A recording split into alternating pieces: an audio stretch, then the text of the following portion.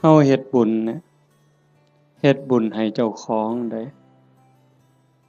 แต่ทั่วไปว่าเฮ็ดบุญเพื่อ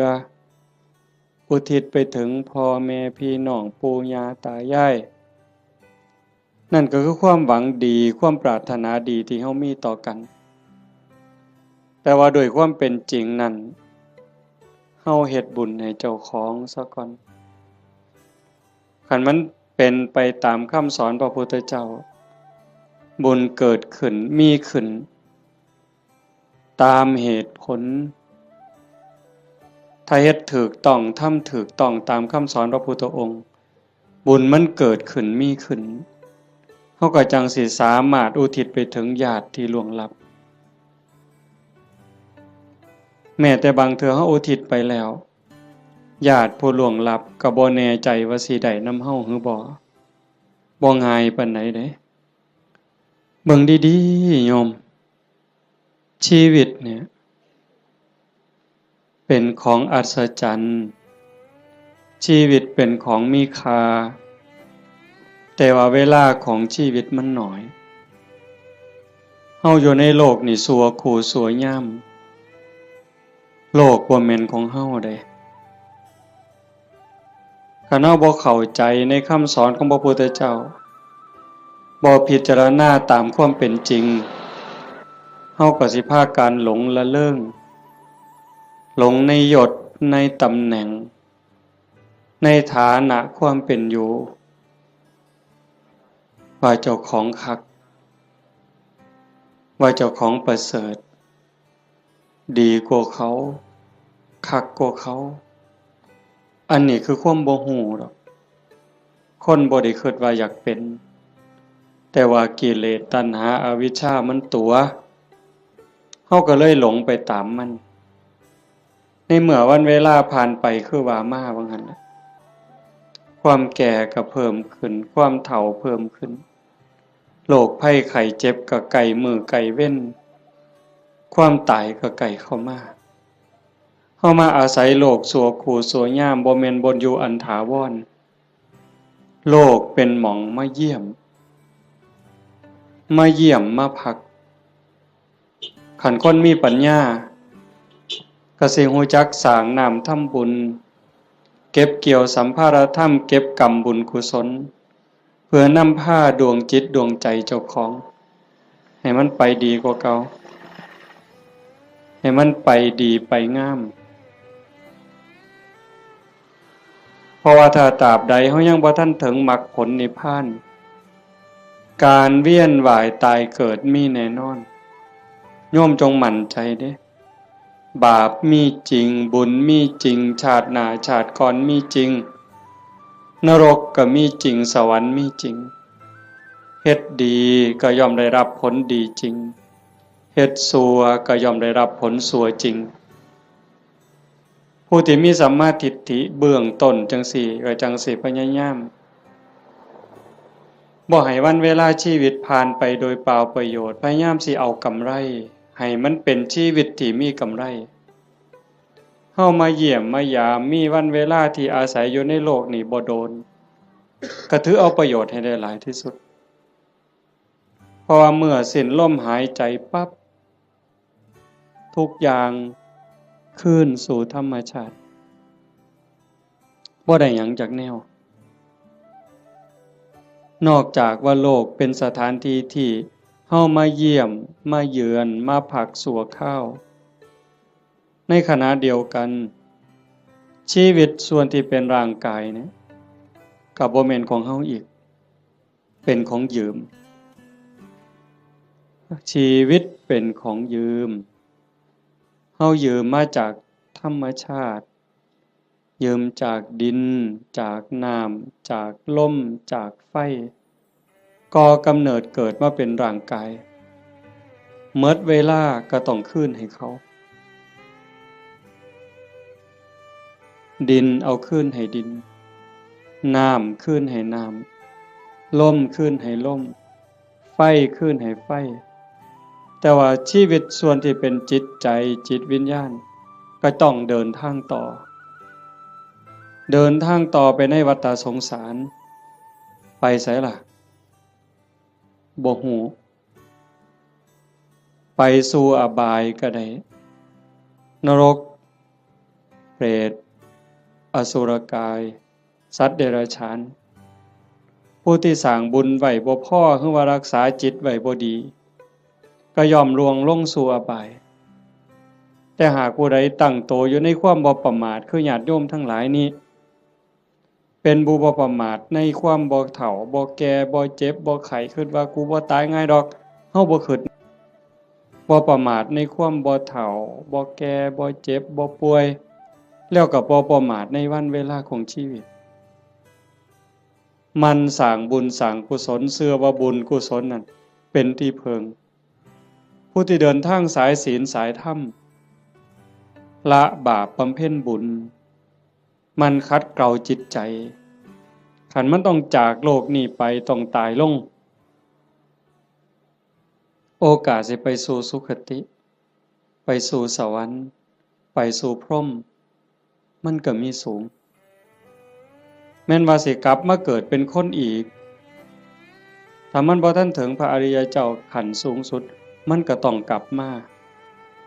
ในเมื่อดวงจิตดวงวิญญาณมันได้เก็บเกี่ยวเอาบุญกุศลเป็นสมบัติของดวงจิตไว้หลายพอสมควรหลังจากหมดเวลาบนสวรรค์บนพรหมกลับมาเกิดเป็นคนอีกเถื่อเป็นคนงามรูปร่างหน้าตาผิวพรรณฐานะความเป็นอยู่ก็ดีสติปัญญาเฉลียวฉลาดโรคภัยไข้เจ็บหน่อยอายุยืนอันนี้เป็นเรื่องของบุญบุญเป็นผู้จัดสรรเป็นผู้ดลบันดาลเป็นผู้กำกับบุญนั่นจึงเป็นที่เพิงเป็นมิตรสหายในทุกๆสถานทุกการทุกเวลาแต่ว่าบาปนั้นมันตรงกันข้ามเป็นสิ่งตามหล่างตามพรานเป็นสิ่งที่ตามเผาล้นก่อให้เกิดความทุกข์ความเดือดร้อนคือผู้บ่ตั้งใจบ่เชื่อ สร้างบาปสร้างกรรมโดยกายวาจาใจความคิดก็บ่ถูกต้องคำเว้าก็บ่ถูกต้องการกระทำก็บ่ถูกต้องเฮ็ดอันใดก็หวังเอารัดเอาเปรียบผู้อื่นในชีวิตเป็นอยู่นี่ก็หาความสุขบ่พอมีความทุกข์อยู่เรื่อยมีความเดือดร้อนอยู่เรื่อยจากโลกนี้ไปก็ล่วงลงสู่อบายนรกเปรตอสุรกายสัตว์เดรัจฉานกลับมาเกิดเป็นคนอีกเถื่อทุกข์ลังเธอพิการตั้งแต่ในท้องตาบอดแน่หูหนวกแต่เกิดจังสิแข้งบ่ล่าขาบ่เกิงมือบ่ครบเป็นแนวใดโยมวะพิกลพิการทั้งร่างกายแล้วเกิดในตระกูลที่ยากจนขี้ร้ายพร้อมพิการพร้อมจนพร้อมโรคภัยไข้เจ็บหลายพ้อแต่แนวบ่ดีเดือดร้อนบ่จบบ่สิ้นอันนี้ก็คือบาปเป็นผู้กำกับบาปเป็นผู้แสดงเป็นผู้กำกับการแสดงแล้วก็ส่งผลก่อให้เกิดความทุกข์ความเดือดร้อนผู้บ่ประมาททั้งหลายก็จังพยายามขนขวายในการสร้างบุญแต่มาจังว่าอนุโมทนาสาธุกับญาติโยมโดยเฉพาะเจ้าภาพ จริงๆกับเจ้าภาพทุกคนเจ้าภาพทุกคนที่มาร่วมกันในมื้อนี้เฮาตั้งใจสิเฮ็ดบุญกุศลอุทิศไปถึงโยมพ่อใหญ่ตาโยมแม่ใหญ่พุทธอุทิศแปลว่าให้เฮ็ดบุญหวังสิส่งไปฮอดโยมแม่ใหญ่ตาโยมพ่อใหญ่พุทธบุญรัตน์อันนี้ก็คือเจตนาอันนี้คือความหวังตั้งใจของญาติโยมทุกคนแต่ว่ามันสิเป็นไปดังใจบ่อาตมาเว้าค้างไว้ตั้งแต่ตอนต้นๆลังเถื่อเฮาคิดจังหนึ่งคิดจากได้จังสี่แต่มันก็บ่แม่นคือใจเฮาคิดหมดคันคือใจเฮาคิดหมดเฮาก็คือสิเป็นเศรษฐีกันสู่คนบ่มีผู้ใดอยากทุกข์จากคน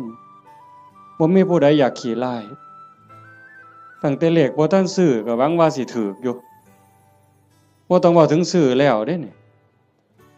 อันนั้นคือความหวัง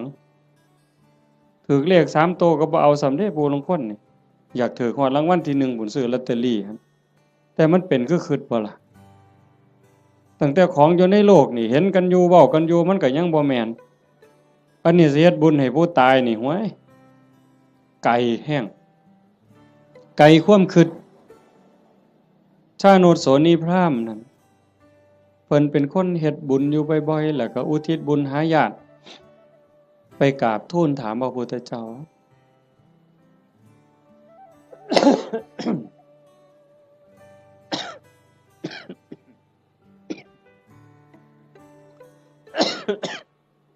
เพิ่นว่าเพิ่นเฮ็ดบุญดูๆเนี่ยอุทิศไปให้ญาติที่ล่วงลับไปญาติได้รับบ่พระพุทธองค์เพิ่นก็ว่ามันบ่แน่นอนดูก่อนพราหมณ์มันแล้วแต่ฐานะคำว่าแล้วแต่ฐานะคือผู้ที่จากไปนั่นเขาไปไสคันเขาไปตกนรกเขาก็บ่ได้รับผลบุญนี่ทันทีนรกเพิ่นบอกว่ามีอยู่457ขุม457ขุมบ่ได้บุญทันทีคันสิได้ก็ในเมื่อรับรู้รับทราบแล้วก็ยินดีอนุโมทนาสาธุนำสิ่งที่เฮาเฮ็ดเฮาทำเขาก็จังสิได้คันไปเกิดเป็นเปรตมี12ชนิดที่สิได้บุญฉับพลันทันทีก็มีอยู่ชนิดเดียวคือปรัตถตูปชีวีอีก11กลุ่ม11คณะสิได้บุญย้อนก็เมื่อเฮาเฮ็ดถูกต้องและอุทิศไปถึงฮู้เรื่องฮู้ราวอนุโมทนาสาธุนำจังสิได้อสุรกายคือกันสัตว์เดรัจฉานคือกันถ้าไปเกิดเป็นเทวดาเขาก็กินอาหารของเทวดากินบุญเก่าเป็นพรหมคือกันคันมาเกิดเป็นคนยิ่งบ่ฮู้เรื่องบ่ฮู้จักเขาก็สิได้นำเฮาจังได๋บัดนี้มันก็บ่ได้อันนี้คือฐานะของผู้ที่จากไปนั่นส่วนหนึ่ง2ผู้เฮ็ดบุญนี่เฮ็ดเป็นบ่เฮ็ดถูกตามคำสอนพระพุทธเจ้าบ่สมมุติว่าญาติเฮาที่ตายจากไปรอคอยส่วนบุญคอยอนุโมทนาเอาบุญนำเฮานี่แต่ว่าผู้เฮาเฮ็ดบุญนี่เฮ็ดเป็นบ่เฮ็ดถูกบ่เฮ็ดแม่นตามคำสอนพระพุทธเจ้าบ่คันบ่ได้เฮ็ดตามคำสอนพระพุทธเจ้าเฮ็ดบุญตามความคิดเฮ็ดบุญตามเขาว่าเฮ็ดบุญตามธรรมเนียมประเพณีมันก็บ่เป็นบุญผู้ทาคาถาเป่าทุกข์ก็ทุกข์อยู่ส่ำนั้นจังซั่นการเฮ็ดบุญเนี่ยมันจะต้องศึกษาทำความเข้าใจแต่ว่าโยมทั้งหลายโดยเฉพาะผู้เป็นเจ้าภาพโยมแม่ออกสมบูรณ์หลายๆคนเนาะพ่อใหญ่อ่อนแม่ใหญ่สมศรีนางวิภารัตน์นายทวีศักดิ์พ่อใหญ่สังงานางโยมกาญจนาโยมศิริพรโยมกิตติโยมชูชาติโยมสมบูรณ์นายประจวบนางรัตมณีโยมชั้นชัยโยมดวงธิดาโยมพรณภาโยมไกรสอนโยมจันทิราอันนี้ก็ถือว่าเฮาเข้าใจพอสมควรคณะบ่เข้าใจในคำสอนพระพุทธเจ้าบ่ได้ฟังเรื่องบุญบ่ได้ยินเรื่องบุญจนเข้าใจแล้วเฮาก็จะเฮ็ดบุญจังซี่บ่ได้บ่เฮ็ดดอกต้องเฮ็ดอีกอย่างหนึ่งจังซั่นการเฮ็ดบุญมันเป็นการสร้างประโยชน์สูงสุดให้กับชีวิตตนเองในปัจจุบันแล้วก็หวังผลบุญนั่นให้เป็นสิ่งเพิงพาอาศัยได้ในปรโลกเบื้องหน้าเฮาก็จังเฮ็ดในส่วนที่เป็นบุญตามคำสอนพระพุทธเจ้าวางหนึ่งน่ะอาตมามานั่งฟังอยู่ในรถครูบาอาจารย์เพิ่นสิกลับวัดเพิ่นให้พรโยมมีบทหนึ่งตอนท้ายๆปุญญานิปาลโลกัสสมิงปฏิฐาโหนติปานินังเพราะเหตุว่าบุญนั้น เป็นที่พึ่งของสัตว์ทั้งหลายในโลกหน้าพร้อมทั้งโลกต่อไปเพิ่นแปลว่าจังซี่ปุญญานิปรโลกัสสมิงปฏิทาโหนติปานินังเพราะเหตุว่าบุญนั้นเป็นที่พึ่งของสัตว์ทั้งหลายในโลกหน้าพร้อมทั้งโลกต่อไปบุญนี่เป็นสื่อของความสุขเป็นสื่อของความดีความงามบุญนำมาซึ่งความสำเร็จนำมาซึ่งความเจริญเฮาได้ดังหวังตั้งใจนี่บุญเป็นผู้กำกับทั้งหมดบุญเป็นสื่อของความสุขความดีความงามนำมาซึ่งความสำเร็จบุญเป็นที่เพิงนอกจากบุญบ่มีอันใดเป็นที่เพิงอันถาวรเด้อโยมคิดเบิ่งดีๆเด้แม่นอยู่ดอกในขณะที่เป็นอยู่เฮาก็แสวงหาหมดนั่นล่ะเข้าของเงินทองชื่อเสียงอำนาจวาสนาบริวารญาติพี่น้องก็เพราะได้เพิงพาอาศัยกันในข้าวที่ยังอยู่แต่โยมพิจารณาเบิ่งดีบ่คนเฮาเพิงพาอาศัยกันได้จริงๆกันในข้าวที่มีศีลมีธรรมในใจเด้ในข้าวที่ทุกคนมีศีลมีธรรมเจือจานอยู่ในใจก็จังเพิงพาอาศัยกันได้คันถ้าศีลธรรมจืดจางไปจากใจแล้วผัวกับเพิงบ่ได้เมียกับเพิงบ่ได้ลูกกับเพิงบ่ได้โยมเปิดโทรทัศน์เบิ่งสิได้ยินเกือบซุมื้อเห็นเกือบซุมื้อผัวฆ่าเมียเมียฆ่าผัวพ่อแม่ฆ่าลูกลูกฆ่าพ่อแม่พี่น้องฆ่ากันหมู่ฆ่ากันผู้บางคนมีเงินหลายๆก็คิดว่าสิอยู่เย็นเป็นสุขบ่เงินนั่นล่ะพาเจ้าของเดือดร้อนนอกจากสิถือเขามาแย่งมาป่นมาจี้จับไปเรียกค่าไทยบางเทื่อเห็นว่าเจ้าของมีเงินหลายก็ไปข่มคนอื่นสร้างความเดือดร้อนให้ผู้อื่นก็โดนจับปรับไม้ใส่โทษเมื่อดีบ่ดีเขากู้เขายืมค่าปิดปากค่าล้างหนี้ก็มีเห็นบ่ล่ะมันจังบ่แม่นที่เพิงอันแท้จริงแต่ที่เพิงอันแท้จริงคือบุญคือโยมนั่งฟังเทศน์ฟังธรรมอยู่นี่เฮาได้เกิดมาเป็นคนเนี่ยคันบุญบ่หลายมันสิได้เป็นคนบ่เจ้าว่านกหนูปูปีกงัวควายสร้างม้าสัตว์เดรัจฉานทั้งหมดคันจะเว้าไปไล่ไปทั้งหมดตั้งแต่สัตว์นรกเวจีจนถึงภวกพรหมบ่มีผู้ใดที่บ่เคยพ่อเป็นแม่เป็นพี่เป็นน้องอาตมาบ่ได้เว้าเอาเด้พระพุทธเจ้าเว้าเด้ในวัฏฏะสงสารนี้ไม่มีใครเลยที่ไม่เคยเกิดเป็นพ่อเป็นแม่เป็นพี่เป็นน้องเป็นญาติร่วมสายโลหิตไม่มีใครเลยที่ไม่เคยเกิดเป็นสามีภรรยากันมาก่อนโยมอยู่นี่หลายๆคนเคยเป็นผัวเป็นเมียกับหนอนกับมดกับยุ่งที่มันมากัดเฮานี่นั่นคือวัฏฏะสงสารเป็นหยังเขาต้องไปเป็นแบบนั้นนั่นคือบุญเขาบ่พอสร้างบาปสร้างกรรมเฮามีบุญหลายได้รักษาศีล5ไว้มีกุศลกรรมบท10พอสมควรจังทรงให้เฮาได้เกิดมาเป็นคนได้เกิดมาเป็นคนแล้วบ่คือกันเห็นบ่หน้าตาบ่คือฐานะบ่คือสติปัญญาบ่คืออุปนิสัยใจคอบ่คือกันคนเดียวกันโยมเคยสังเกตเบิ่งเจ้าของบ่ตั้งเทื่อหูสองข้างบ่คือกันเด้แต่ละคนตาสองข้างบ่คือกันเด้สังเกตเบิ่งเด้อหมู่พวกคนเฮาที่รู้จักกันตาสองข้างบ่คือกันตั้งเทื่อดังเนี่ยปีกจมูกเนี่ยบ่คือกันเด้นิ้วมือนิ้วตีนคนเดียวกันก็บ่คือกัน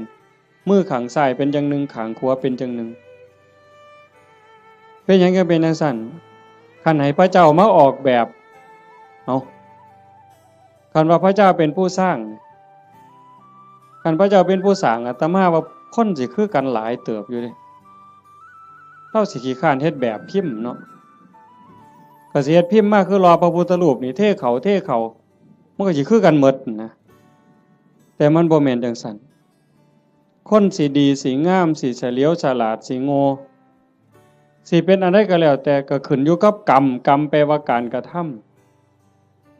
ำของตนเองที่ถึงพร้อมโดยเจตนาบ่ว่าสิกระทำทั้งกายทั้งวาจาทั้งใจถ้าคิดดีทำดีเฮ็ดดีเนี่ยเป็นกรรมดีก็ต้องได้รับผลดีเฮ็ดบ่ดีทำบ่ดีเป็นกรรมบ่ดีก็ต้องได้รับผลบ่ดี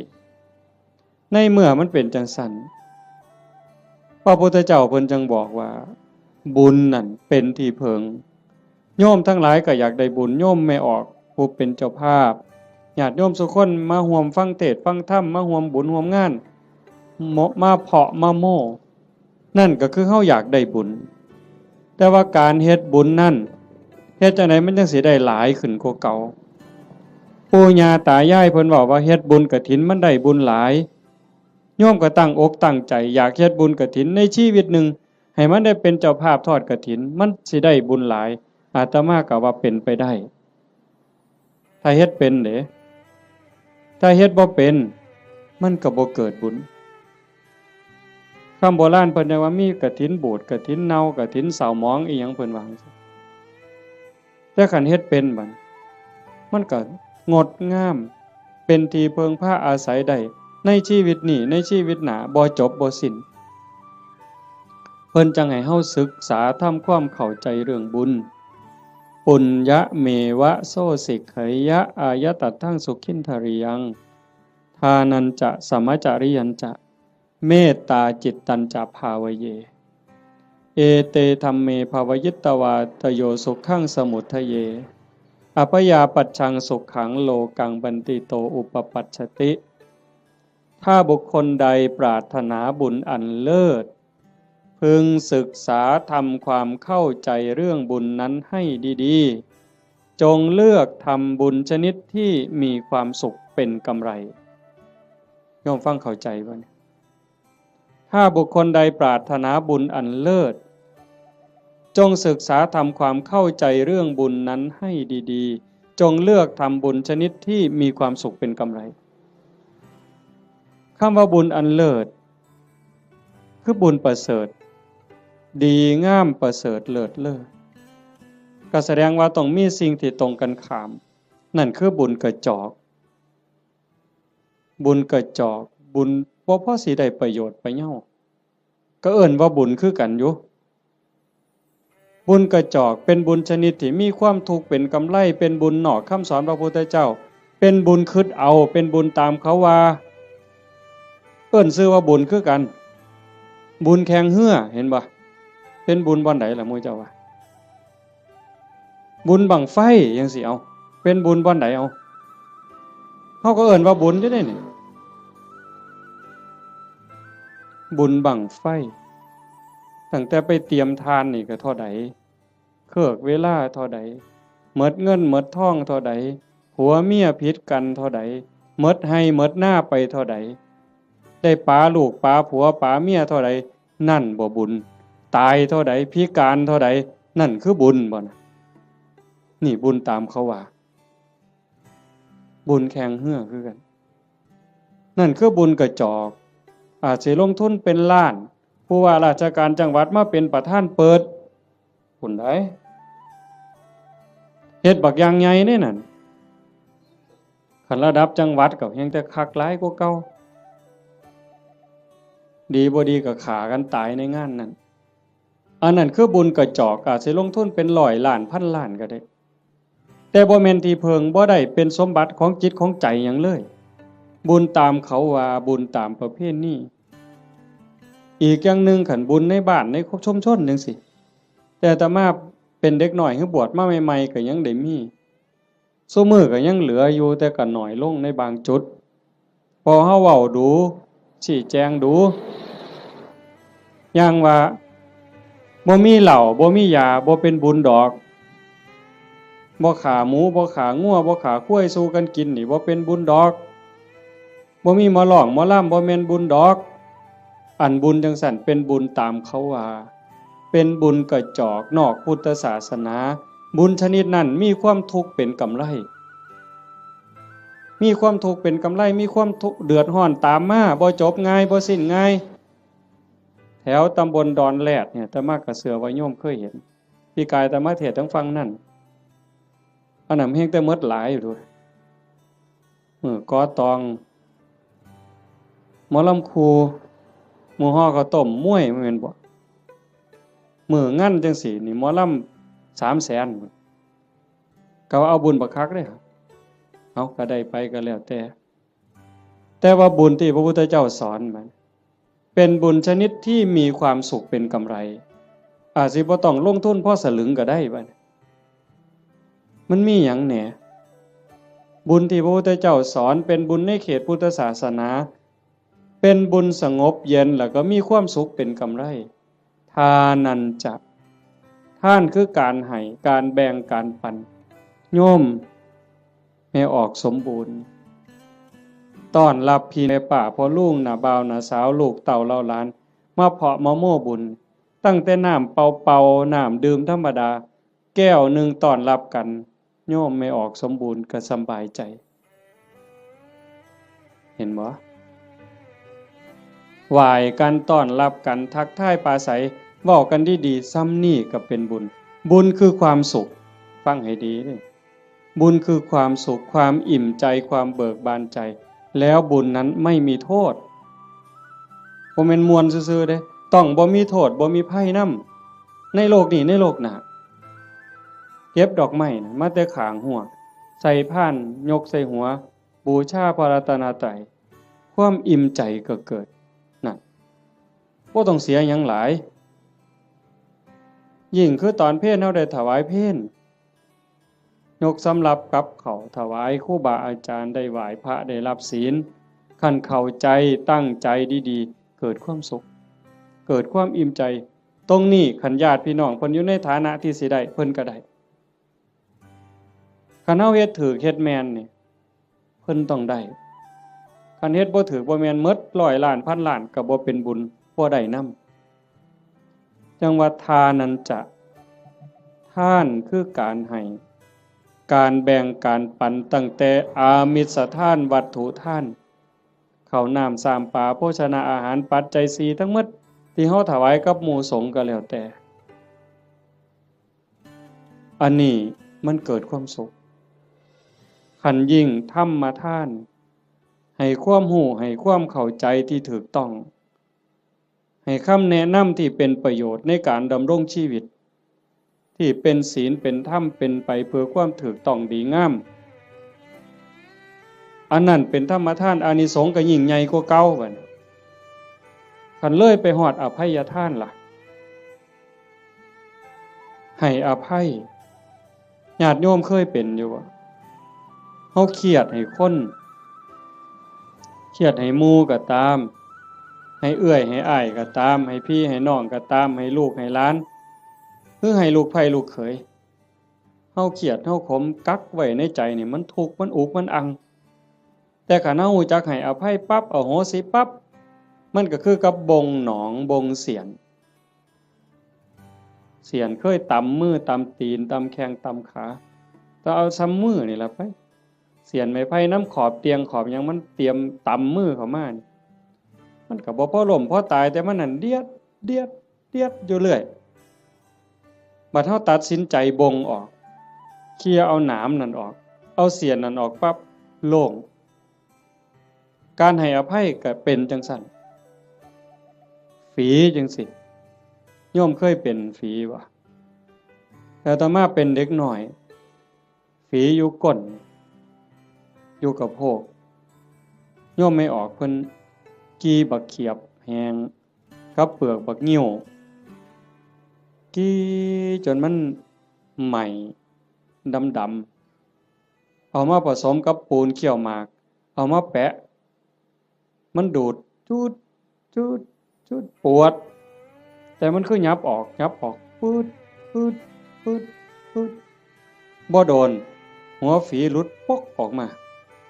เศร้าเจ็บเศร้าปวดทันทีนั่นคือท่านเด้นี่อามิสทานก็มีประโยชน์บ่น้อยอานิสงส์บ่น้อย อานิสงส์สิเป็นขันเป็นตอนขันเรามันสิยาวโพดเอาง่ายๆซ้ำพื้นฐานเนี่ยซ้ำสิเอาบุญเนาะโยมเนาะคือแม่ออกแม่ครัวเนี่ยเฮ็ดอยู่เฮ็ดกิน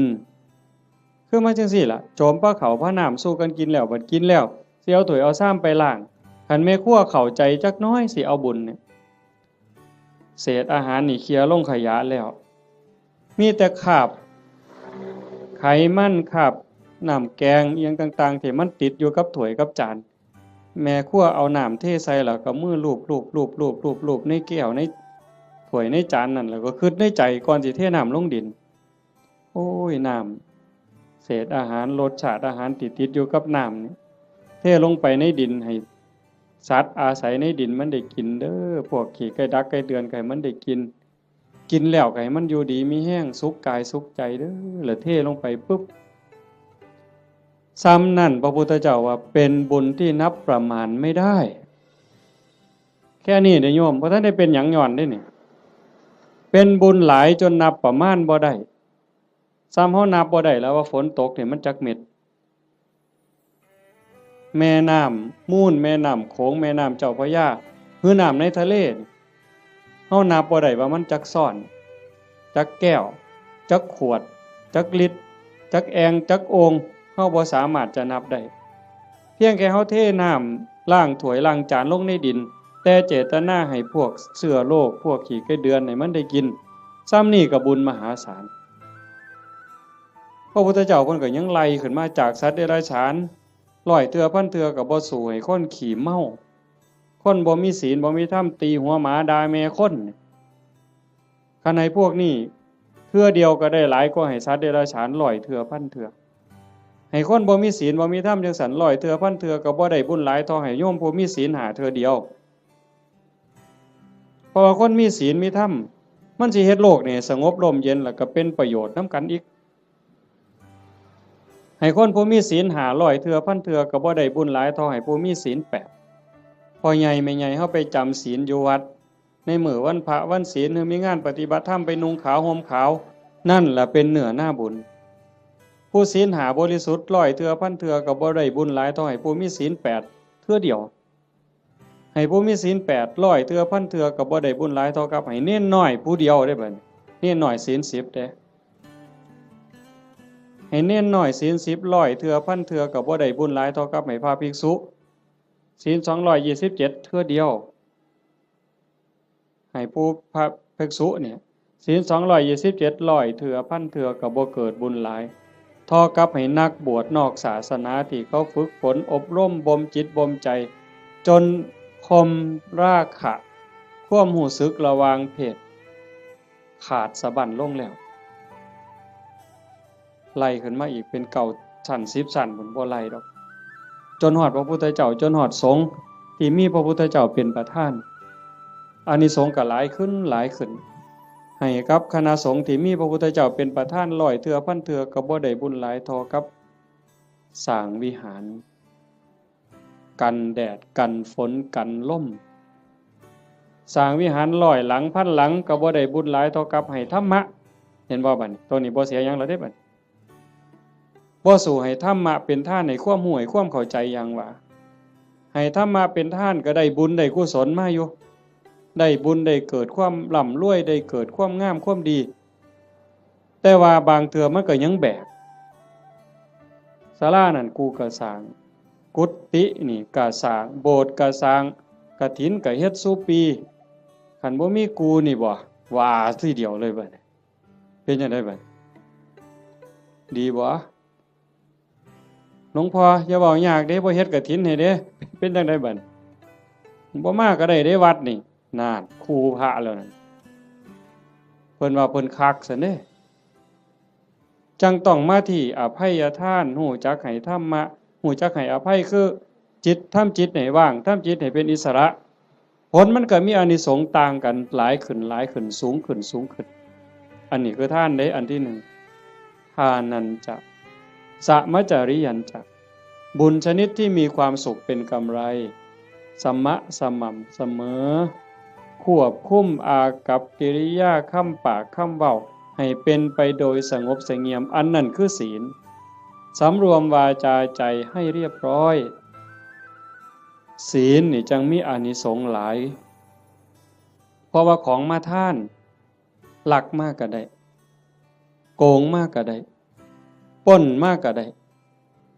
ขามากก็ได้ได้บุญหลายแต่มันอาจสิบ่บริสุทธิ์เห็นบ่ศีลมัน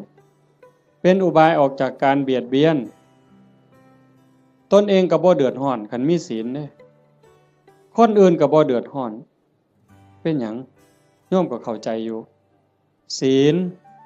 ข้อที่1เจตนาเป็นเครื่องงดเว้นจากการทำสัตว์ที่มีชีวิตให้ตกร่วงบ่ว่าถึงขาเลยแม้แต่เบียดเบียนเขาหักแข้งหักขาหักปีกเขาก็บ่เฮ็ดให้เขาผากพ่อผากแม่ผากลูกก็บ่เฮ็ดมันเป็นทุกข์มันเดือดร้อนคันเฮามีศีลข้อที่1โลกทั้งใบก็สงบบ่มีผู้ใดย้านไผสิทำอันตราย2ทรัพย์ที่ดินที่ดอนเงินทองแก้วแหวนของผู้ใดผู้ใดก็หักของผู้ใดก็แพงเขาก็คือเฮาเฮาก็คือเขาชีวิตและทรัพย์สินกันว่าข้อที่1อีกจักหน่อยร่างกายอย่าว่าแต่มาเข็นมาขาเถาะทุบตีก็บ่เอาไปเอามานี่ไม่ออกพอออกเคยเป็นบ่หมอสิฉีดยาป้องกันโรคป้องกันภัยเขาสิฉีดวัคซีนบ่ให้เฮาเจ็บเฮาป่วยบางเทื่อก็เจ็บบ่ให้เขาฉีดตั้งแต่ไปโรงเรียนนี่ครับว่าหมอสิฉีดยามื้ออื่นนี่ห้วยข่อยไข้ลดแล้วข่อยบ่ไปแล้วเห็นบ่นั่นคือชีวิตเขาก็คือเฮาคือเขาทรัพย์สินสมบัติคือกันข้อ3ลูกหลานผัวเมียพี่สาวพี่ชายน้องสาวน้องชายผู้ใดก็คือกันผู้ใดก็ฮักผู้ใดก็หวงญาติพี่น้องของเจ้าของสามีภรรยาลูกหลานเจ้าของคันเฮาเห็นอกเห็นใจกันจังซี่คันบ่ได้แต่งการแต่งงานบ่แม่นว่าเฮาฟังคือตื้นๆเข้าใจกันเพิ่นๆว่าศีลข้อที่3นี่ไม่ให้ล่วงเกินสามีภรรยาคนอื่นจริงๆบ่แม่นแต่ผัวเขาเมียเขาเด้ลูกหลานพี่สาวพี่ชายน้องสาวน้องชายคันบ่ทันได้เข้าพิธีแต่งงานสมรสพ่อแม่เขาบ่ทันอนุญาตเฮาไปล่วงเกินเขาก็ผิดศีลข้อนี้หมดข้อ2เจตนาเป็นเครื่องงดเว้นจากการถือเอาสิ่งของที่เจ้าของเขาไม่ได้ให้สิยักยอกสิปล้นเอาลักเอาว่าห้ามลักเดี๋ยวปล้นเอาซะดอกมันสิว่าก็บ่แม่น4เจตนาเป็นเครื่องงดเว้นจากการพูดเท็จเฮาก็บ่อยากให้ไผตัวเฮาบ่อยากให้ผู้ใดมาเว้าให้เฮาผิดอกผิดใจบริวารคือว่าองค์ประกอบที่จะเฮ็ดให้มันผิดให้มันเศร้าหมองนี่นอกจากโกหกแล้วก็ยังมีเว้าส่อเสียดยุยงให้แตกเหล่าสามัคคี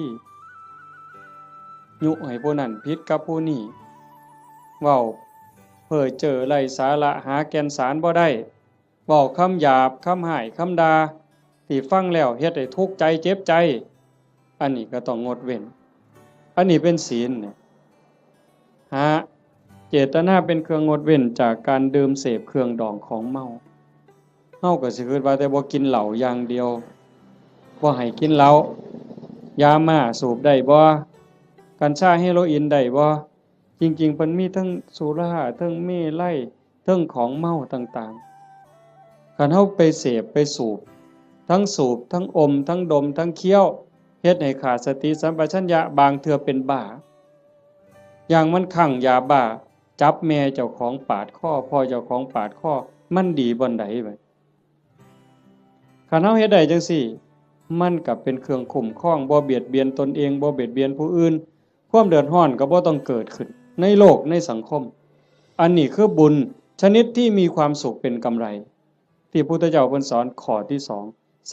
3เมตตาจิตตัญจภาวะเยสร้างความหักความแพงความเมตตาความหวังดีต่อกันให้มันหลายขึ้นให้มันเจริญขึ้นอย่างเฮาเฮ็ดสมาธิเบิ่งญาติโยมหลายๆคนท่าทางนี่เฮาเป็นคนวัดคนว่าจำศีลภาวนาไปปฏิบัติธรรมนำครูบาอาจารย์บนหันบนนี้ สังเกตเบิ่งบ่เวลาเราเดินจงกรมโดยความตั้งใจล้อมสติในอารมณ์ปัจจุบันเวลามานั่งสมาธิก็มีสติที่ลมหายใจเข้าออกคัน10นาทีผ่านไป20นาทีผ่านไปคันฮอด30นาทีแห่งแต่สุดยอดคันเรามีสติในอารมณ์ปัจจุบันลมหายใจเข้าก็ฮู้ลมหายใจออกก็ฮู้ลมสั้นก็ฮู้ลมยาวก็ฮู้ใจโยมสินิ่งใจนิ่งใจสบายกายเบาจิตเบาความรู้สึกที่เป็นสุขมันจะเกิดขึ้นสมองก็ปลอดโปร่งเบากายเบาใจความคิดอันดีอันงามเกิดขึ้นมาคันมันหลายไปกว่านั้นอีกสงสารคนรู้โตนคนบ่เว้าแต่ว่าคนที่ฮักกันแพงกันเด้แม้แต่คนเป็นครูกรรมครูเวรด่าเฮากลั่งแกเฮาเบียดเบียนข่มเหงเฮาก็สิมีความเมตตาให้เขารู้โตนเขาอีกต่างหากเขาเบียดเบียนข่มเหงฆ่าตีเฮานี่สิเอาโทษเอาเรื่องผู้อื่นสิเอาโทษยุให้เอาโทษจับเข้าคุกเข้าตารางปรับไหมใส่โทษเฮาผู้ถูกตีถูกฆ่าหัวล้างข้างแตกแขนหักขาหักบางเทื่อโอ้ยบ่ว่าหยังดอกรู้โตนมันให้อภัยมันซะเห็นบ่คันคนในโลกมีจิตสภาพนี้ล่ะโยมว่ามีใจเป็นจังซี่ล่ะที่โอบอ้อมไปด้วยศีลด้วยธรรมจิตที่ถูกห่อหุ้มด้วยศีลด้วยธรรมด้วยความเมตตาต่อกันโลกมันสิเป็นจังไดโยมว่าที่มันวุ่นวายอยู่จังซี่ย้อนคนขาดศีลขาดธรรมบ่ใส่ใจต่อศีลต่อธรรมก็เลยมีแต่ความเห็นแก่เนื้อแก่ตัวเอาเปรียบแม้กระทั่งเมียเจ้าของบ่ต้องเว้าผู้อื่นเด้เอาเปรียบเมียเจ้าของเอาเปรียบผัวเจ้าของลูกเต้าเอาเปรียบพ่อแม่แน่นอนเลยเลี้ยงมาพาใหญ่ตั้งแต่พูนอุ้มผ้าค่าท้องยากปานใดไม่ออกหูดีบ่ต้องจักถามดอกว่าพ่อแม่สิฮักเฮาส่ำใดห่วงใยเฮาส่ำใดโยมถามเจ้าของฮักลูกแต่มื้อใดยายถามจักหน่อยนี่โยมฮักลูกแต่มื้อใดเกิดไสเกิดจากท้องหรือเกิดในท้องบ่ยายว่าเกิดออกจากท้องมาฮักเลยแต่อาตมาเห็นว่าผู้บางคนนี่ส่วนหลายฮักตั้งแต่ว่าลูกมีในท้องว่าตั้งท้องแล้วฮักเลยลุกก็ระวังย่างก็ระวังกินก็ระวังนอนก็ระวังสิกินอันใดลงไปคันถ้าแม่นเจ้าของมักปานใดเคยกินเคยแซ่บแต่คันว่ามันสิเฮ็ดให้ลูกแสบลูกร้อน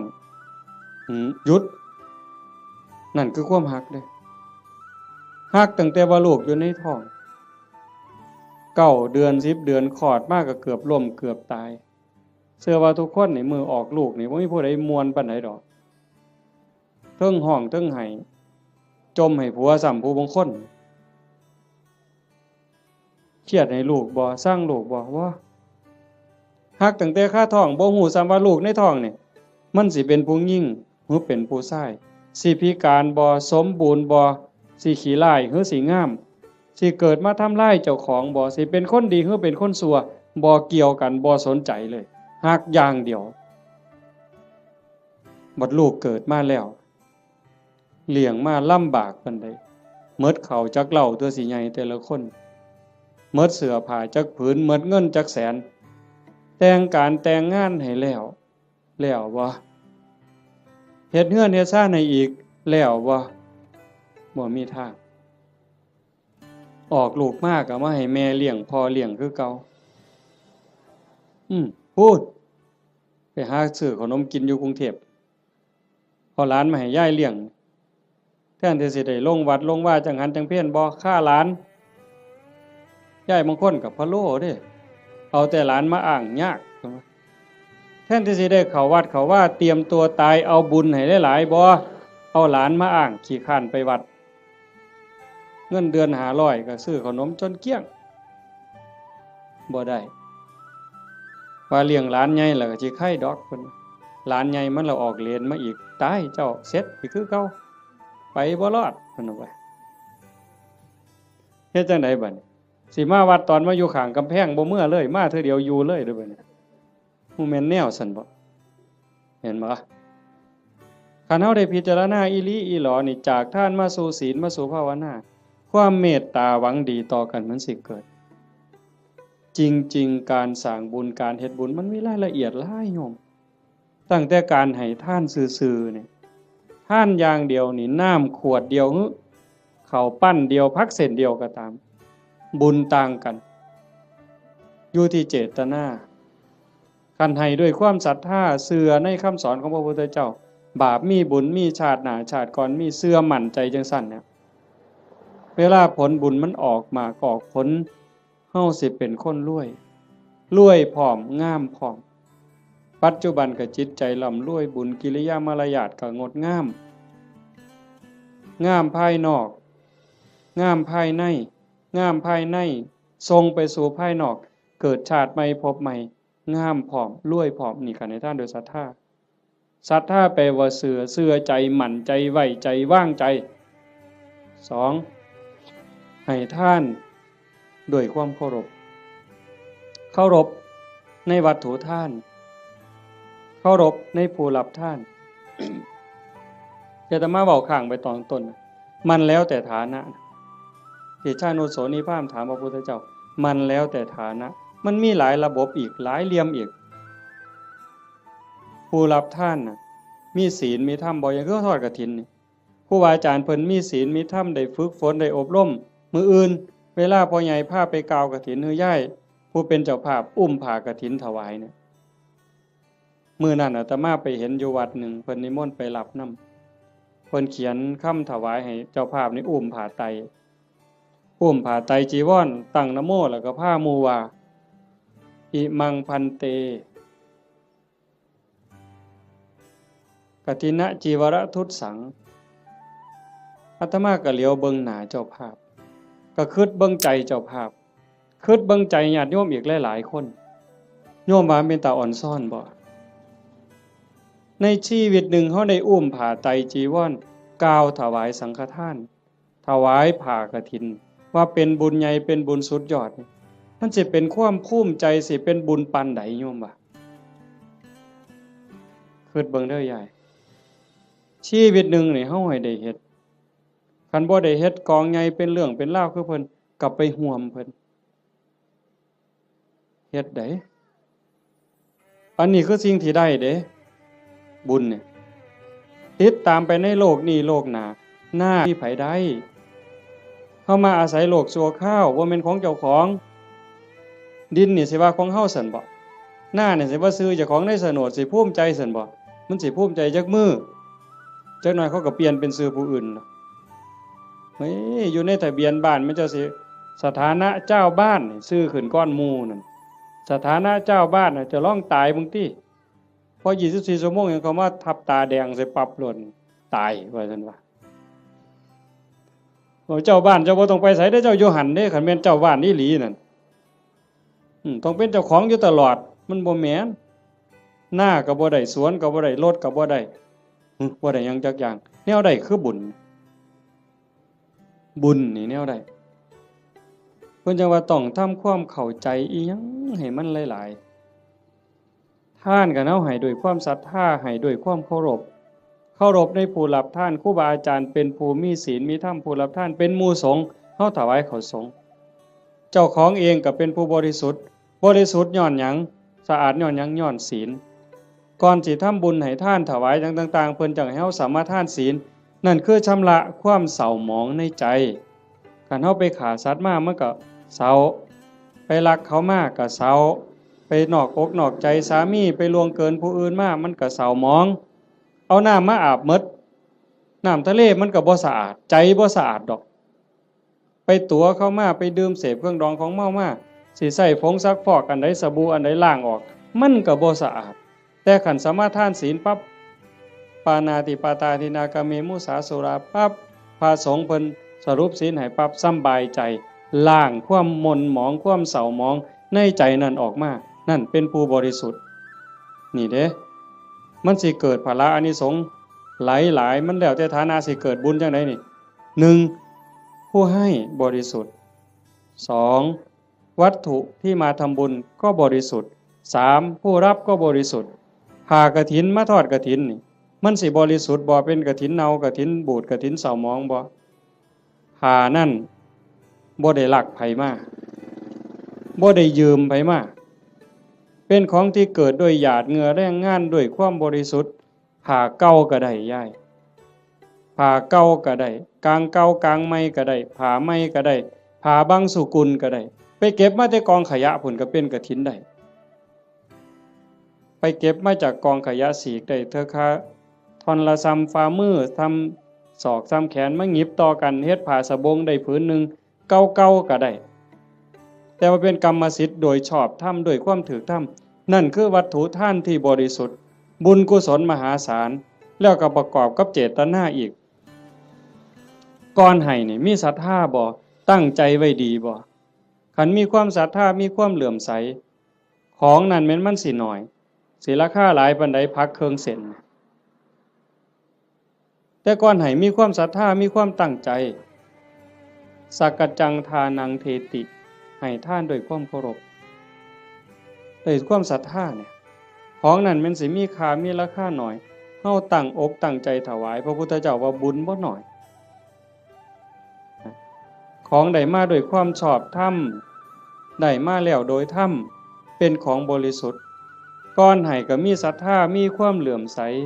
ในขณะที่ยิบยื่นให้ทรงให้ยกประเคนก็ภูมิใจดีใจให้ไปแล้วหลังให้ก็มีความปีติยินดีคิดพ่อย่ามใดก็สุขใจอิ่มใจภูมิใจจนน้ำตาหลั่งน้ำตาไหลบุญจะเกิดอันนี้คือฐานะที่เฮ็ดให้บุญมันมีพลังสามให้ท่านตามการกฐินนี่ก็ประยุกต์เข้ามาในหันเพราะว่าวัดหนึ่งรับได้เทื่อเดียวในรอบปีเดือนเดียวเท่านั้น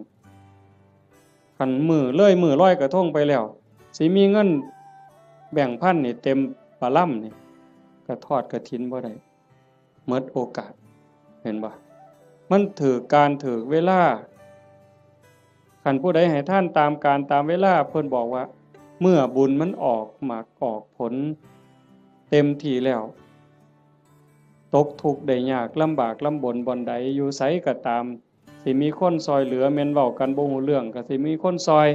คันบ่มีผู้ซอยอยู่บ่อยู่ก็ถูกเลขบ่อยากถูกก็ถูกเฮาสิได้ยินอยู่เรื่อยพวกถูกลอตเตอรี่ถูกแจ็คพอตบางเทื่อก็แม่ค้าขายผักบางเทื่อก็3ล้อบางเทื่อก็คนกวาดถนนพวกเรานี่บ่ได้ซื้อประจำดอกกวาดถนนไปเข็นผักไปรู้ตนเห็นคนตาบอดเห็นคนพิการที่มาขายลอตเตอรี่เฮามีใจรู้ตนนี่คนทุกข์นี่จะรู้ตนกันบางเทื่อก็บ่อยากได้บ่อยากซื้อแต่ว่าเพราะอยากอุดหนุนเขาหยิบให้แน่บ่เบิ่งฮอดตัวเลขซื้อมาแล้วก็ใส่กระเป๋าไว้บ่หัวซ่าเลขออกไว้แล้ว2มื้อ3มื้อจังมาคิดพ้อตรวจเบิ่งก่อนนะนั่งว่างๆตรวจเบิ่งถูกซ้ำนี่เป็นผลบุญจากการให้ท่านตามการตามสมัยคือกฐินจังซี่อันนึงคนตกรถตกเรือบ่มีค่ารถจังซี่ลูกกำพร้าคนด้อยโอกาสจังซี่คนถูกไฟไหม้บ้านน้ำท่วมหน้าหนาวบ่มีเสื้อผ้าห่มเฮาซอยเหลือในข้าวที่คนอื่นเดือดร้อนนี่มันเป็นการละท่านผลบุญเกิดเฮาสิได้มีคนซอยเหลือท่านการท่านเวลาการให้ท่านโดยจิต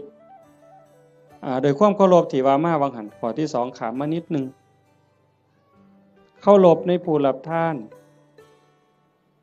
เคารพในวัตถุท่านผลบุญเกิดสิได้ลูกดีผัวดีเมียดีข้าทาสบริวารสิเป็นคนซื่อสัตย์ไว้ใจได้ว่างใจได้มีอานิสงส์หมดเด้4กฐินนี่ก็เข้ามาในนี้อีกทานด้วยจิตหวังอนุเคราะห์ตามธรรมดางานกฐินมันสิเป็นเรื่องของพระเรื่องกฐินเป็นเรื่องของพระบ่เกี่ยวกับโยมออกพรรษามามื้อวันแฮม1ค่ำเดือน11จนฮอดวันเพ็ญเดือน12ระยะเวลา1เดือนนี่ภาษาธรรมเพิ่นสิเอิ้นว่าจีวรการเวลาแห่งการแสวงหาผ้า ออกพรรษาปั๊บเพิ่นก็สิแยกย้ายกันไปเพราะว่าผ้าสมัยเก่ามันบ่ได้ดีคือซุมื้อผ้ามันเปื่อยเป็นฝ่ายอีโป้แม่นบ่พ่อใหญ่อาตมาก็ได้ใช้อยู่ย้อนหลังไป40กว่าปีหั่นฝ่ายตำเอาเองมันบ่ได้เหนียวบ่ได้หมั่นปานนี้มายิ่งสมัยก่อน 2,600 กว่าปีโยมว่ามันสิปานไหนไปเก็บมาจากกองขยะผ้าห่อศพจังสิผ้าเปื้อนประจำเดือนไม่ออกก็ไปถิ่มจังสิผ้าไปฉีกก็มาต้มน้ำเลือดน้ำเหลืองออกซักน้ำออกมาเย็บเป็นผืนแต่บัดมื้อนี้ย่ายผู้เป็นเจ้าภาพพร้อมลูกพร้อมหลานเขียนหนังสือว่าสั่นก็ถือพานดอกไม้ไปกราบหลวงพ่อเจ้าอาวาสหลวงปู่หลวงตาผู้บาอาจารย์บ่ต้องลำบากเด้อบ่ต้องกังวลเด้อเรื่องกฐินปีนี้ข้าน้อยสิพาลูกพาหลานพาพี่พาน้องเฮ็ดถวายดอกเด้อให้ครูบาอาจารย์สบายใจได้ศึกษาธรรมะปฏิบัติธรรมะมาบอกมาสอนพวกผู้ค้านี่คือการให้ทานด้วยจิตหวังอนุเคราะห์นั่งเมื่อให้ทานด้วยจิตหวังอนุเคราะห์จังสี่ผลบุญมันเกิดในเมื่อผลบุญเกิดขึ้นมาปั๊บเพิ่นบอกว่าเฮาสิได้ใส่ได้สอยแต่สิ่งดีสิ่งงามของเหลือเลือกเขากับเป็นของดีเขาเลือกไปหมดแล้วเหลือไว้อันเดียวเฮาเอามาใส่ก็สิเป็นของดีมีคุณภาพมีความคงทนอันนี้บุญได้เป็นผู้เอาให้บ่มีพระเจ้าทั้งใดโดนบันดาลบ่มีพระพรหมทั้งใดลิขิตแต่ว่าผลบุญผลกรรมของแต่ละคนที่ตนเองสร้างตนเองเฮ็ดมันสิส่งผลเองนี่ให้ท่านโดยจิตหวังอนุเคราะห์กฐินก็ในหันจังว่ามันเป็นบุญหลายให้ท่านโดยการบ่เบียดเบียนบ่เบียดเบียนตนเองบ่เบียดเบียนผู้อื่นก็คือในงานนี่บ่เห็นเหล่าเฮาบ่เบียดเบียนเขาโดยเอาเหล่ามาเกลือเขามันดีซั่นบ่คันด้วยความเข้าใจด้วยความมักก็สิว่ามันดีแต่เว้าด้วยความเป็นจริงโยมก็คิดเบิ่งบัดคันว่ามันดีเลี้ยงเหล่ามันดีนี่ลูกเฮาน้อยๆเอาเหล่ากอกมันเบิ่งสมมุติไปเล่นในบ้านผู้เฒ่าจับเอาเหล่ากอกหลานเฮานี่ยายสิว่าจังได๋ยามผัวเมาเหล้านี่สำบายใจบ่ไปนั่งกินอยู่นั่นก็เคิกเวลาเฮ็ดหน้าแล้วอันนั้นบ่ทันเมาได้แต่นั่งกินอยู่นั่นก็บ่แห้งแล้วเธอเมาล้มป่องงองนอนคาบหญ้ามาเลียปากอยู่หั่นบัดลูกก็อยากอายคนเมียก็อยากอายคนเคิกเวียกไปอีกเป็นมื้อดีบ่ดีทะเลาะวิวาทตีกันหัวล้างข้างแตกขึ้นโรงขึ้นศาลอีกหวยแขนหักขาขาดพิกลพิการลูกกำพร้าเต็มบ้านเต็มเมืองนี่ย้อนเหล้ายังสิว่าดีอยู่อำเภอรัตนะนี่บ่ปานใดดอกเนาะไก่สุรินทร์จักหน่อยคนสุรินทร์ไม่กินสุรายังว่าหมาสุรินทร์เสยอยู่เว้ยแต่ว่าสมัยมันเปลี่ยนแล้วเนาะไปอยู่ศรีสะเกษแทนแล้วบัดนี้อันนั้นก็บ่ยอมแพ้คือกันในทั้งนั้นก็ได้แต่ว่าเฮานี่มันพัฒนามาแล้วโยมเห็นบ่มันบ่ดีเฮาก็จังทำบุญโดยการบ่เบียดเบียนคันเฮาทำบุญด้วยการไม่เบียดเบียนนี่พระพุทธเจ้าเพิ่นบอกว่าเมื่ออานิสงส์เกิดผลบุญมันทรงเต็มที่เฮามีดินมีดอนมีไหมีหน้าเฮือนซ่านบ้านซองทรัพย์สินสมบัติโจรลักบ่ได้ไฟบ่ไหม้ของเฮาลมบ่พัดของเฮาให้เสียหายเห็นบ่เพิ่นจังว่าเฮ็ดบุญกฐินมันได้บุญหลายมันก็แม่นกันเฮ็ดเป็นบ่เป็นก็จอดคือกันลงทุนเป็นแสนเป็นล้านก็ลองเบิ่งที่ล่ะกันเฮ็ดแบบว่านี่ขาหมูขางัวสั้นขาสังลางไปนี่ผู้ใดมาก็ปาดก้อยซกเล็กอยู่กับนี่รถเอาลองเบิ่งเราก็เอารถมาจอดไปนี่อยากกินเท่าใดก็กินนี่มันจะบ่ตีกันหัวล้างข้างแตกอยู่นี่เจ้าภาพสิไปอยู่ไสล่ะเจ้าว่ากินบ่อิ่มด่าเจ้าภาพอีกเมามาหากใส่เจ้าภาพเสร็จอีกลองเบิ่งเป็นบุญบ่ใดบัดนี้บ่มีแต่ว่าคันแนวนี้แม่ป้าพ่อลุงแม่ใหญ่จักมาแต่ไสนี่มานั่งฟังเทศน์ฟังธรรมนํกันด้วยความสงบงามอันนี้มันเกิดบุญมื้อนี้จะเว้าเรื่องกฐินจักนิดนึงแต่ว่ามันจะได้บุญหลายแนวใดเขาเบิ่งเอาแต่ซ้ำสายตาเฮาเห็นคันเป็นบุญอย่างอื่นบุญแจกข้าวบุญอัฏฐาซื่อๆโยมก็บ่เฮ็ดคักปานนี้อันนี้เตรียมการโดนเป็นแห้มเดือนแห้มปีตั้งต่อเพราะว่าเฮาเชื่อว่ามันเป็นบุญ บอกลูกบอกหลานว่าลูกเอ้ยหลานเอ้ยทั้งลูกไผ่ลูกเขยหมู่เจ้าเก็บเงินเด้อออมเงินเด้อประหยัดแน่แม่สิพาเฮ็ดบุญกฐินหาพ่อใหญ่แม่ใหญ่หาปู่หาย่าหาพ่อผู้มีพระคุณในวงตระกูลเฮาอย่าสะเอาแต่สองนี่เด้บ่แม่นเพียงแค่ตาพ่อใหญ่ตาแม่ใหญ่พุทธบุญรัตน์อย่างเดียวพ่อแม่ในอดีตปู่ย่าตาทวดในชาติก่อนภพก่อนผัวชาติก่อนเมียชาติก่อนลูกเต้าเหล่าหลานแต่อดีตตลอดฮอดเจ้ากรรมนายเวรเฮาเอาพ่อใหญ่ตาแม่ใหญ่พุทธนี่เป็นหลักแล้วก็ต่อไปฮอดพวกที่เฮาบ่เคยฮู้จักนั่นคือพวกเหล่านั้นเพิ่นอาจจะรอคอยรับบุญรับกุศลที่โยมเฮ็ดอยู่เฮาจะบ่ขี้ทีแฮ่งให้แฮ่งได้อย่าไปเว้าเด้มันเรื่อยๆอยู่แม้แต่อยู่วัดครูบาเขารายการจังซี่หรือไปเทศน์บางหม่องยังมีอยู่ในความคิดจังซี่ว่าคันอุทิศไปให้ผู้อื่นมันสิบ่หมดบ่เพิ่นย้านบุญเพิ่นหมดเฮ็ดแล้วต้องเอาผู้เดียวคันกรวดน้ำอุทิศไปมันสิหมดบ่เพิ่นย้านบุญหมดจริงๆมันบ่หมดยิ่งให้ยิ่งได้ยิ่งให้ยิ่งหลายเฮาเบิ่งคือเฮาเตรียมกฐินผูกผ้าเตรียมอาสงฆ์เฮ็ดฝาเฮ็ดผ้าข้างหลัง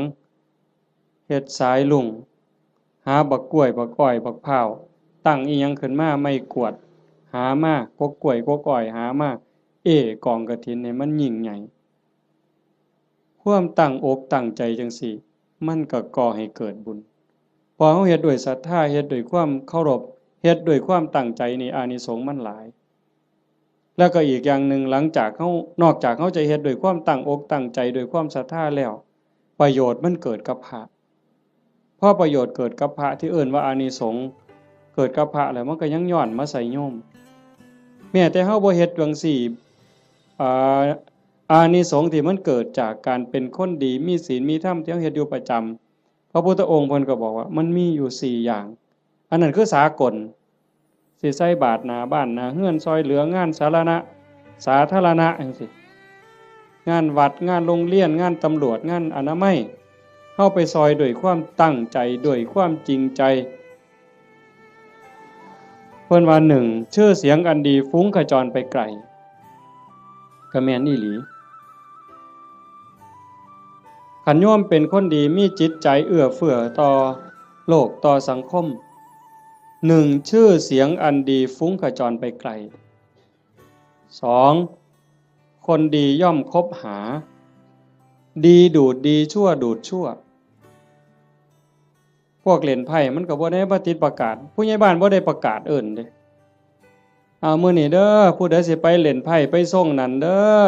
เขายังขาดขาอยู่ผู้ใหญ่บ้านบ่ได้ประกาศเด้ไปเองหมู่มันสิกินเหล้าก็บ่ได้เอิ้นประกาศมาเด้อตอนนี้มาแล้วเหล้าขาวก็มาแล้วเหล้าสีก็มาเบียร์ก็มาหมดทุกยี่ห้อฟ้าวมาบ่ได้เอิ้นไปเองมันดูดกันไปดีดูดดีชั่วดูดชั่วอันซุ่มไปวัดปฏิบัติธรรมนั่งสมาธิอันนี้ก็บ่ได้ยากคือกันไปแล้วบ่เฒ่าพร้อมแล้วบ่โทรศัพท์ถ้าค่อยได้เด้อไปโลดเห็นบ่อันนี้คือกันอานิสงส์ของคนเฮ็ดคุณงามความดีชื่อเสียงอันดีฟุ้งขจรไปไกล2คนดีย่อมคบหา3เป็นที่รักของมนุษย์และเทวดามนุษย์คือผู้มีใจสูงใจดีใจงามมีศีล5เต็มเปี่ยมมีกุศลกรรมบท10หวังดีต่อพี่ต่อน้องนั่นคือมนุษย์เป็นมนุษย์คนแล้วก็เทวดาคนมีหิริมีโอตตัปปะนอกจากมีศีลแล้วมีธรรมแล้วก็ยังอายซัวกลัวบาปเข้ามากำกับในใจอีกนั่นเป็นมนุษย์เทโวเทวดาคนยังเป็นนี่แหละแล้วเทวดาที่เฮาบ่เห็นโต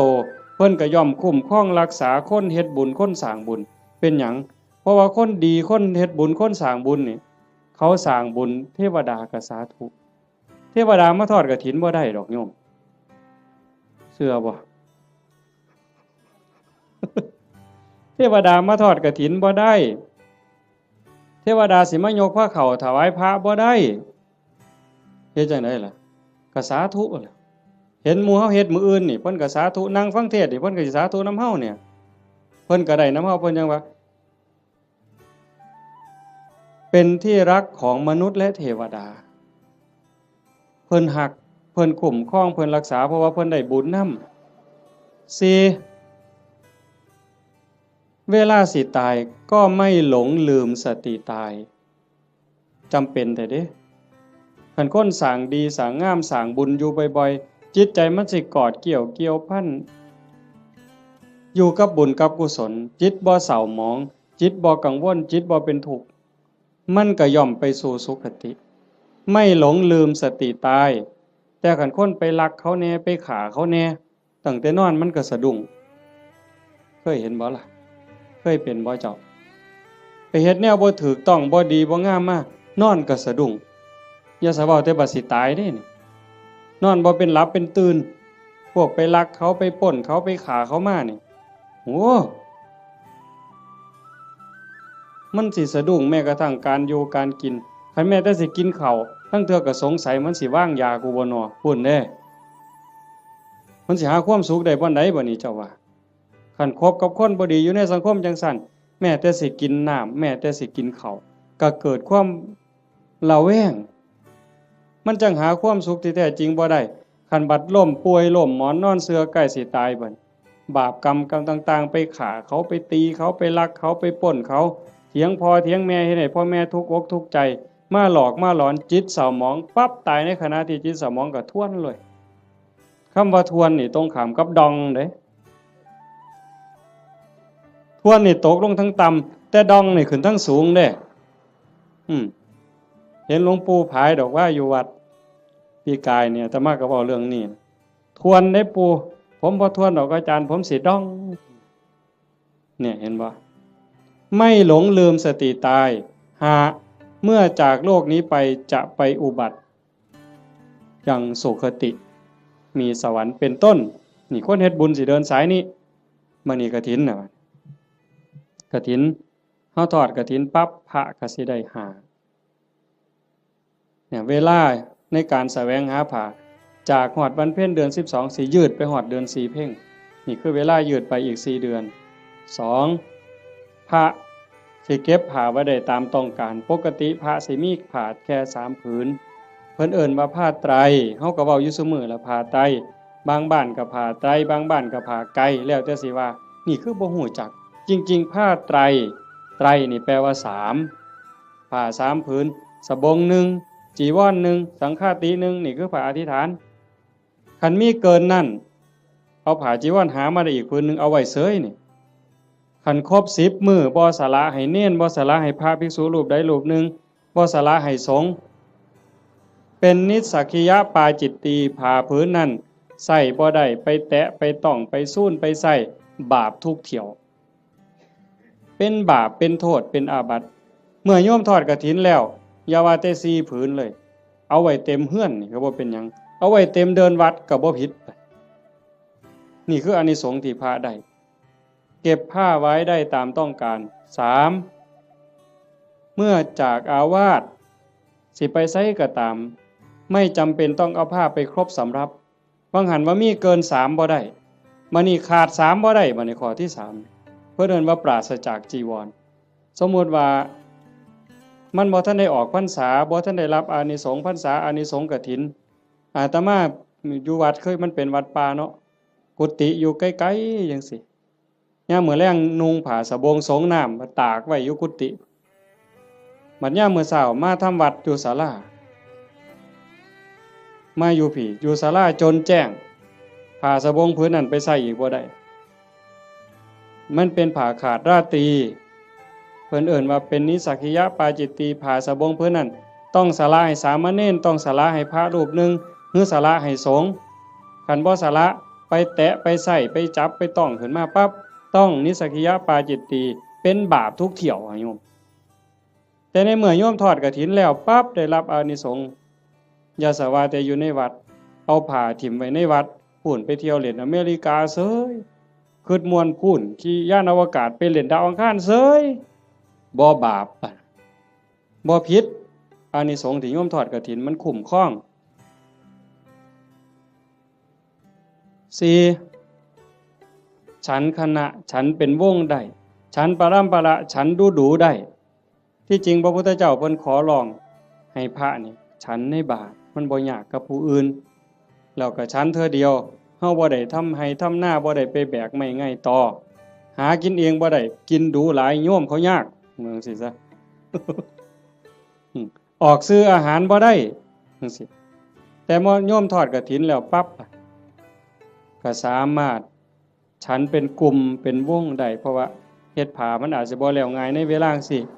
จักหน่อยก็แล่นไปจูไฟเพราะมันบ่มีสีสำเร็จเด้ฟักบักมี่หาฟืนมาไว้พ่อใหญ่สิเคยเห็นแต่ก่อนแม่นบ่ย้อมเปลือกไม้ย้อมหากไม้ย้อมแก่นไม้เขี่ยวไว้จังซี่กำลังฉันอยู่ไฟอ่อนไฟสิมอดก็ออกไปจูไฟมาฉันอีกก็ได้จังซั่นน่ะเพิ่นว่าสิฉันจักเทื่อก็ได้แต่ว่าอย่าเกินเที่ยงคันพอทอดกฐินแล้วก็เป็นแบบนั้นบ่เป็นโทษพอที่หานะที่พระได้ลาภสักการะที่เกิดขึ้นคือของเอากองกฐินไปถวายมื้ออื่นเป็นของพวกเธอที่จำพรรษาในอาวาสนั้นพระในวัดบ้านเฮานี่วัดอีหยังบ้านวัดค่ำศรีบ่วัดค่ำศรีบ้านบึงพระที่จำพรรษายังวัดค่ำศรีบ้านบึงเป็นผู้ได้รับของทั้งหมดเนี่ยเจ้าคณะจังหวัดสุรินทร์มันร่วมนำคือสิสมเด็จสังฆราชมาร่วมรับกฐินนำมื้ออื่นก็บ่ได้ดอกโอ้ยข่อยเป็นสังฆราชเด้อผ้าพื้นนี่ข่อยสิเอาดอกถูกใจแท้ๆบ่ได้เด้โยมบ่ได้นอกจากพระวัดเฮาสิตกลงปรงใจถวายจังสิได้เป็นของภิกษุที่อยู่ในวัดเราโยมได้หาขอจำได้ล่ะตัวพระได้หาขอไหม1เวลายืดไปฮอดเดือน4แม่นบ่2เก็บผ้าไว้ได้ตามต้องการ3ไปปราศจากจีวรก็ได้4ฉันคณะฉันปรัมประออกชื่อโภชนะได้เพิ่นจังเฮาสิได้ยินครูบาอาจารย์เพิ่นบอกเรื่อยๆว่านิมนต์ฉันเพลนิมนต์ฉันจังหันบ่แม่นอาจารย์นิมนต์ฉันตำบักหุ่งบ่ได้อาจารย์นิมนต์ฉันต้มปลาอันนี้ก็บ่แม่นนิมนต์ฉันข้าวอันนี้ก็บ่แม่นคันรับกฐินแล้วก็ได้อยู่จังซี่นะแต่เฮาก็บ่จำเป็นก็จักสิไปว่าเฮ็ดหยังเนาะก็แล้วไปดอกบัดนี้โยมได้หยังหมด1อายุยืนผู้ทอดกฐินผู้ร่วมไปอนุโมทนากฐินสิได้ประโยชน์คืออานิสงส์1อายุยืนชาตินี้อาจจะท่านบ่ท่านก็บ่แน่บาปเก่ากรรมเก่าที่เฮ็ดไว้มันอาจกำลังส่งผลอยู่คันบุญเก่าบ่แห้งพอมันก็ต้องไปตามนั้นแต่คันเฮาเฮ็ดด้วยความตั้งใจชาติต่อไปพบต่อไปผลบุญมันตามทรงนี่1อายุยืนทั้งตัวเลข80ปี90ปี100กว่าปีแข็งแรงบ่แม่นนอนอยู่ในห้อง ICU ว่าอายุหลายปานใด100ปีพวกก็บ่พอใจดอกแนวนั้นเนาะนอนในห้อง ICU ให้อาหารทั้งสายอย่างหันใจเองก็บ่ได้ก็จักสิยืนไปหยังล่ะเว้ยแต่ก็บ่แม่นแต่ตัวเลขซ้ำนั้นผมก็ยืนผมบ่งอกง่ายบ่โลนง่ายจังซี่นะแขวก็ยืนบ่ขูบ่ลนบ่โยกบ่ค้อนนี่ตาก็ยืน70ปี80ปีห้อยก้นเข็มปั๊บแง่ปั๊บดึงจักโลดนั่นคือบุญเด้น่ะคันผู้บุญบ่หลายบัดนี้ว้ายใส่แว่นสายตาตั้งแต่อยู่ประถมพี่อย่าสว่าแต่เข็มเย็บผ้าเลยเข็มเย็บกระสอบนี่ก็จ้อยหูล้มแข้งนี่ก็แง่บ่ถึกอยู่ นั่นคือบุญบ่พร้อมโยมคันทอดกฐินแล้วมันสิได้บัดนี้ตาสิดีแต่ชาติต่อไปเด้คันมีของเก่าก็เอาชาตินี้ลดแล้วหูดีบัดนี้หูก็ยืนแขวก็ยืนตาก็ยืนผิวพรรณก็ยืนบ่คือกันเด้ผู้บางคน40ปีนี่เฒ่าเพราะปานหยังแต่ผู้บางคน50 60 70นี่ผิวพรรณยังสดใสอยู่สีดำสีขาวก็ตามดอกแต่ว่าบ่เหี่ยวบ่ย่นหลายนั่นมันเป็นบุญทั้งหมดนะโยม1อายุยืนย้อนหยังยืนย้อนโยมถวายกฐินแล้วพระสามารถบ่เป็นโทษทางพระวินัยได้รับอานิสงส์ยืดไปฮอดเดือน4นี่คือมันตอบกันทันที2แม่เว้ย2โยมสิรวยย้อนหยัง ย้อนโยมทอดกฐินแล้วพระสามารถเก็บผ้าไว้ได้ตามต้องการโยมก็สิเป็นผู้ร่ำรวยด้วยโภคทรัพย์แก้วแหวนเงินทองเอียงต่างๆอย่างเว้ามาหั่นแหละ3โยมมีทรัพย์สินสมบัติขึ้นมาแล้วโจรลักบ่ได้ไฟบ่ไหม้ลมบ่พัดพระราชาบ่ยึดเขาเป็นของหลวงเป็นหยังย้อนโยมทอดกฐินแล้วพระเพิ่นสามารถไปปราศจากจีวรเอาผ้าไปบ่ครบก็ได้พระวินัยบ่ผิดบ่พลาดตรงนั้นคุ้มครองทั้งโทษพระวินัยให้ก็เลยเกิดมาคุ้มครองทรัพย์โยมอานิสงส์มันว่าคุ้มครองตรงนี้โยมถวายกฐินแล้วพระรับผ้าไว้ได้ตามต้องการก็เฮ็ดให้โยมรวย4โยมทอดกฐินปั๊บพระฉันเป็นวงได้ฉันปรัมปราออกสื่อโภชนาได้โยมสิได้รับอานิสงส์บ่ต้องศาสตรา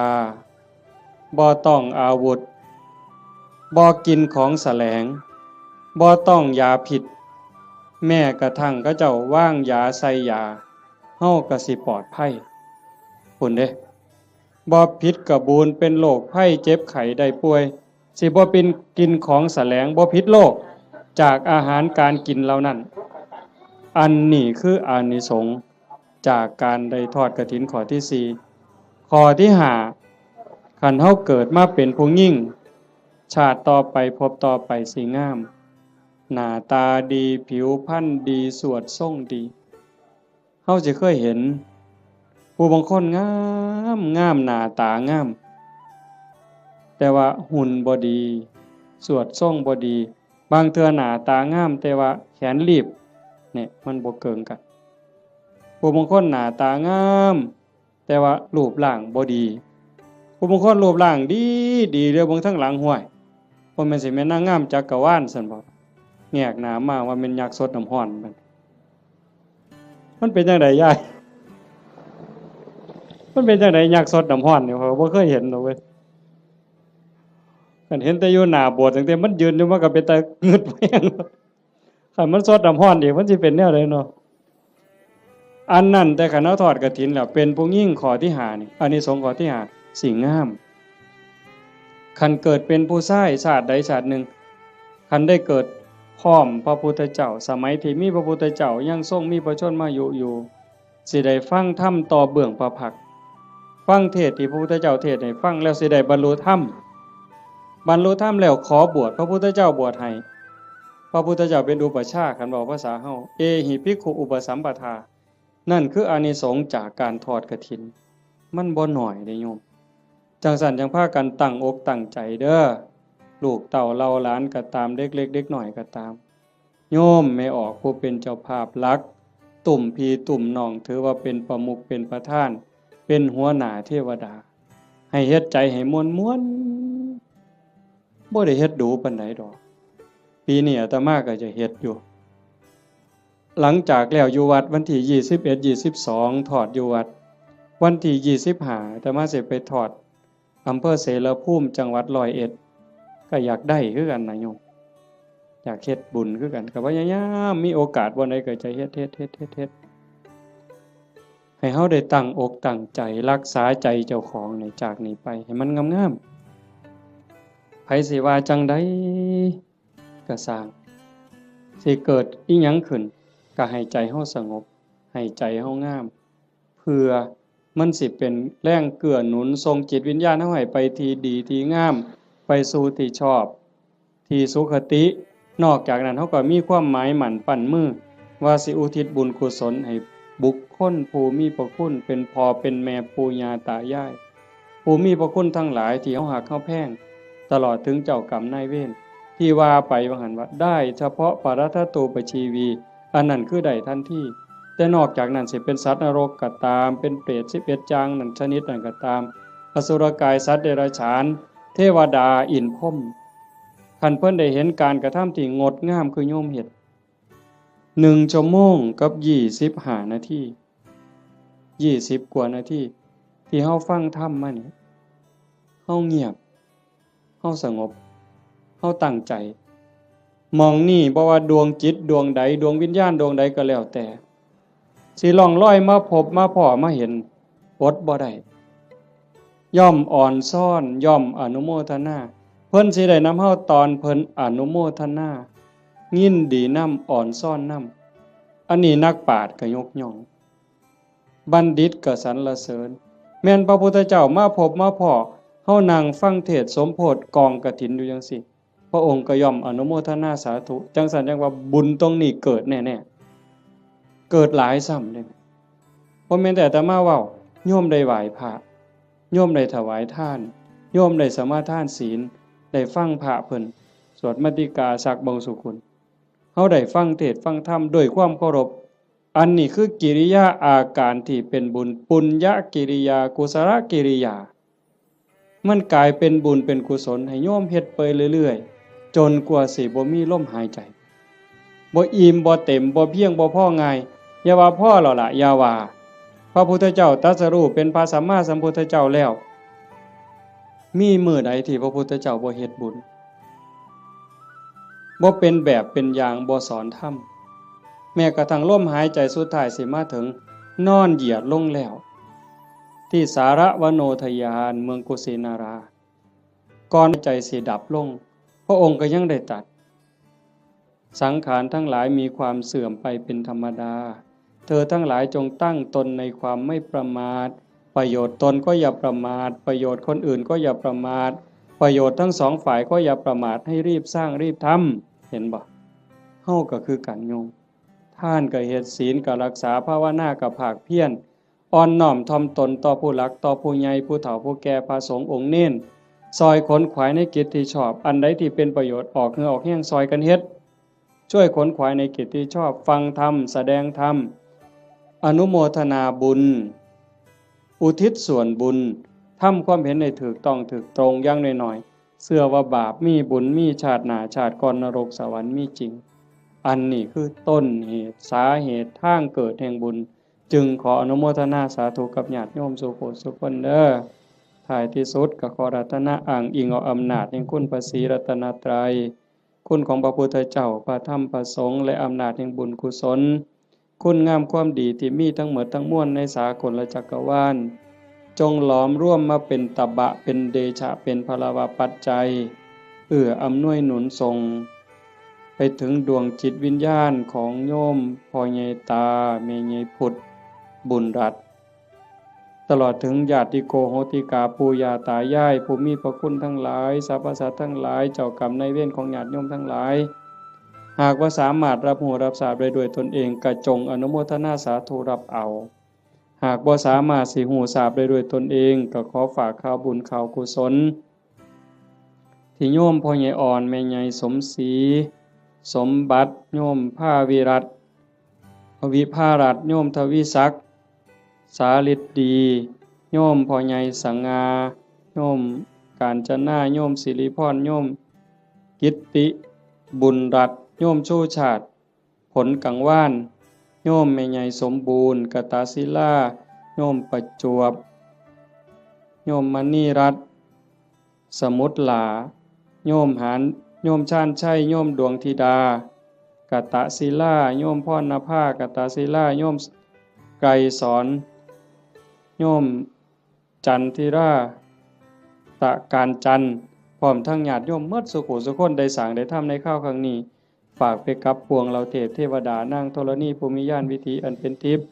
จงนำข่าวบุญส่วนนี้ไปแจ้งแก่ดวงจิตวิญญาณพ่อใหญ่ตาโยมแม่ใหญ่พุทธบุญหลาดพร้อมทั้งปู่ย่าตายายผู้มีพระคุณบุคคลอันเป็นที่รักของท่านเจ้าภาพของญาติโยมทั้งหลายให้ได้รับรู้รับทราบแล้วจงอนุโมทนาสาธุรับเอาหากว่ามีความทุกข์ก็ขอบุญกุศลส่วนนี้จงถ่ายถอนให้ได้พ้นไปจากความทุกข์หากว่ามีความสุขดีอยู่แล้วก็ขอให้ได้มีความสุขยิ่งขึ้นไปสุดท้ายขอบุญกุศลเหล่านั้นจงสะท้อนย้อนกลับมาปกปักรักษาคุ้มครองญาติโยมสุขสุขคนให้เป็นผู้แกล้วกล้าอาถรรพ์ร่าเริงในการสร้างบุญสร้างกุศลสร้างคุณงามความดีให้ยิ่งขึ้นไปให้เป็นผู้เจริญงอกงามในจตุรพิตรพรชัยคืออายุวันนะสุขภละปฏิภาณธรรมสารสมบัติเป็นผู้มีสัมมาทิฏฐิมีโอกาสประพฤติธรรมปฏิบัติธรรมให้ได้เข้าถึงธรรมที่บ่ทันได้เข้าถึง ได้หู้แจ้งธรรมที่บ่ทันได้หู้แจ้งจนสามารถนำตนให้พ้นทุกข์ได้มีความสุขกายสุขใจปรารถนาสิ่งหนึ่งประการใดหากเป็นไปโดยชอบประกอบด้วยธรรมก็ขอให้ความหวังความปรารถนานั้นจงสำเร็จทุกๆประการโดยทั่วกันทุกท่านทุกคนเทอญ